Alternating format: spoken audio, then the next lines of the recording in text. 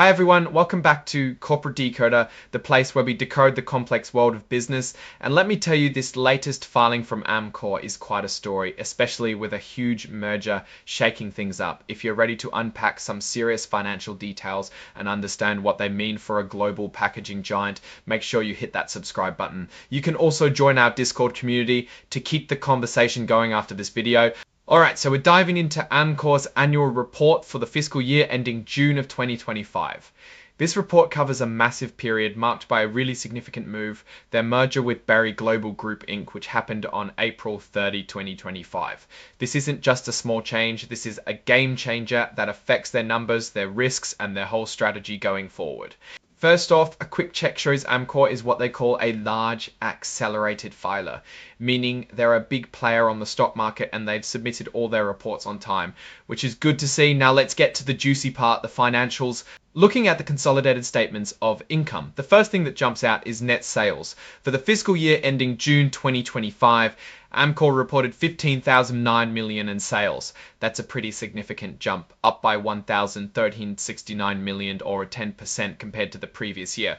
Now they attribute a big chunk of this growth, about 12%, to the Berry merger.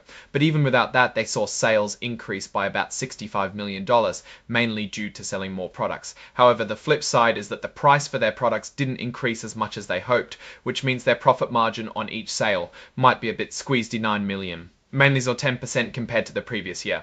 Now they attribute a big chunk of this growth, about 12%, to the Berry merger. But even without that, they saw sales increase by about $65 million, mainly due to selling more products. However, the flip side is that the price for their products didn't increase as much as they hoped, which means their profit margin on each sale might be a bit squeezed.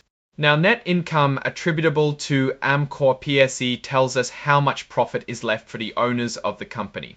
And here's where the merger's impact becomes clearer. Net income dropped significantly from $730 million in 2024, down to $521 more on these restructuring, transaction, and integration expenses. Plus, they're paying more in interest because of all the debt taken on for the deal and the acquired debt from Berry. This drop in profit directly affects earnings per share, or EPS. It fell from 0 ton and siv in 2024 to 0 fit 32 zetians in 2025. This is a big deal for shareholders because it means less profit for each share they own. They also issued more shares because of the merger, which dilutes the earnings further, meaning the same amount of profit is spread across more shares. Another key number impacting profit is the amortization of acquired intangible assets. This basically means they're gradually writing down the value of things like brand names and customer lists they acquired in past deals. This expense went up quite a bit from $67 million tangible assets brought in by the Berry merger. It's a non-cash expense, but it still reduces their reported profit. Now, companies often use adjusted numbers to give a clearer picture of their ongoing business operations, stripping out merger-related costs or one-off events. Amcor's adjusted EBIT, or earnings before interest and taxes, shows a bit of a different story. It actually increased from $1,395 million in 2024 to $1,458 million in 2024. This highlights that underneath all the merger costs, the core business operations are performing a little better, with higher volumes contributing to this growth. Let's break down the segments. The Global Rigid Packaging Solutions segment saw a really strong net sales increase of 25%, going from $3,308 billion to $37 million. A big part of this is the Berry acquisition, which is a major player in rigid packaging. If we remove the merger's impact, the sales volume actually decreased by 2%, which is something to watch. This segment's adjusted EBIT also saw a handsome increase of 45% from $259 million to $375 million. Again, the merger plays a big role, but the report suggests that even after accounting for merger impacts, there was 10% lower earnings due to volumes and pricing. This segment seems to be carrying a heavy integration burden, with strong cost performance helping to offset those challenges. The Global Flexible Packaging Solutions segment, the larger of the two, saw a 5% increase in net sales, reaching $10,872 million. The merger contributed about 4% to this, and the rest was driven by higher sales volumes.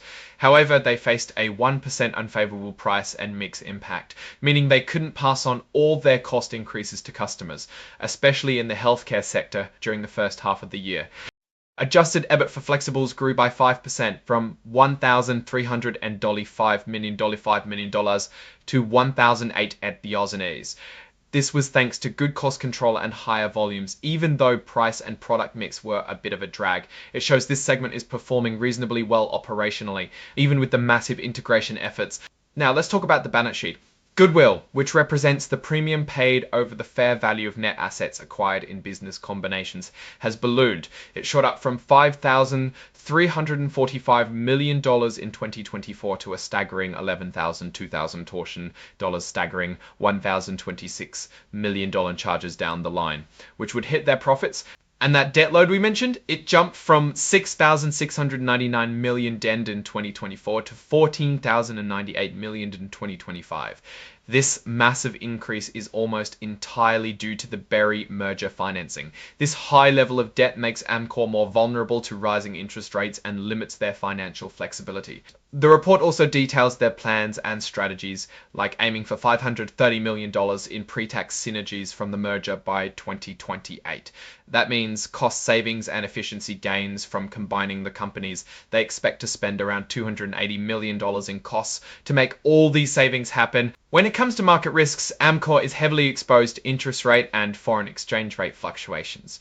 They use financial instruments like swaps to manage these, but the report highlights that a 1% increase in US dollar and euro interest rates could cost them an extra $24 million in expenses. A major focus for the auditors was the valuation of intangible assets, specifically customer relationships acquired from Berry. These are valued at $5.5 billion, a huge number requiring lots of management judgment. This valuation uses complex methods like the multi-period excess earnings method, relying on assumptions about future revenue, earnings, and customer behavior. Any changes in these assumptions could lead to significant accounting adjustments. Looking at shareholders' equity, it currently stands at $11,728 million in 2025, a substantial increase from $3,881 million in 2024. The merger significantly boosted the equity through the new shares issued. However, retained earnings actually decreased, which is tied to that lower net income we saw. Cash flow from operations increased slightly to $1,390 million, which is generally a positive sign. It means the core business is generating more cash. However, their investing activities used a lot more cash this year. $2,120 million in cash, mostly from issuing new debt for the merger. We've seen a big increase in restructuring, transaction, and integration expenses, jumping from $97 million as a direct consequence of the Berry merger, and shows the significant upfront costs involved in combining such large entities. Amcor's strategy hinges on customer focus, sustainability, innovation, and a strong portfolio. The merger with Berry is expected to amplify these, creating a packaging giant with leading positions in key markets. They are committed to being a leader in sustainable packaging, aiming to make all their products recyclable, compostable, or reusable by 2025, and using 30% recycled materials by 2030. On the human capital front, Amcor emphasizes a strong safety culture and employee development, employing around 77,000 people globally after the merger. They have robust talent management programs aiming to attract and retain top talent, which is crucial for executing their integration and growth strategies. The company also faces significant cybersecurity risks, especially with the increased complexity brought by integrating Berry's systems. They are working to unify their programs, but as they say, it's virtually impossible to entirely eliminate this risk. Looking at the competitive landscape, Amcor operates in a highly competitive industry. They are up against big names like 3M, Ball Corporation, and Crown Holdings, and the pressure on price, innovation, and sustainability is intense. Okay, so let's wrap this up with my take. Amcor is clearly in a massive transformation phase following the Berry merger. On one hand, the core business seems to be managing well, showing some operational improvements in adjusted earnings. On the other hand, the financial picture is heavily impacted by merger costs and a significant increase in debt. The enormous goodwill and intangible assets on their balance sheet are a testament to the deal, but also a potential risk if those acquired businesses don't perform. The drop in net income and EPS is significant, and the high debt level will require careful management, especially in a rising interest rate environment. Amcor's strategy to focus on sustainability and innovation is strong, and the merger gives them a much larger scale to achieve these goals. However, the key challenge will be successfully integrating Berry's diverse operations and realizing those much needed synergies without getting bogged down by the transaction and integration costs, the risks associated with cybersecurity, and a volatile global economic environment, including trade policies and raw material prices, are also significant hurdles they need to navigate. Overall, Amcor is a company undergoing a major metamorphosis. The potential for growth and synergies is there, but it comes with substantial financial and operational risks that investors will be watching very closely. That's our breakdown of Amcor's latest filing. What are your thoughts on this massive packaging deal and its impact on the company's future? Let me know in the comments below. If you found this analysis helpful, please hit that like button and subscribe for more deep dives into corporate financial reports. And don't forget to join our Discord community, linked in the description, to continue the conversation. Thanks for watching, and I'll see you in the next video.